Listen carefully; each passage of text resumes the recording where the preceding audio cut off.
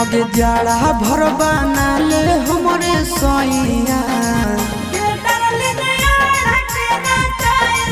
आगे जाड़ा भर बना ले हमरे सैया, आगे दे दे गरमी चढ़े के दबैया।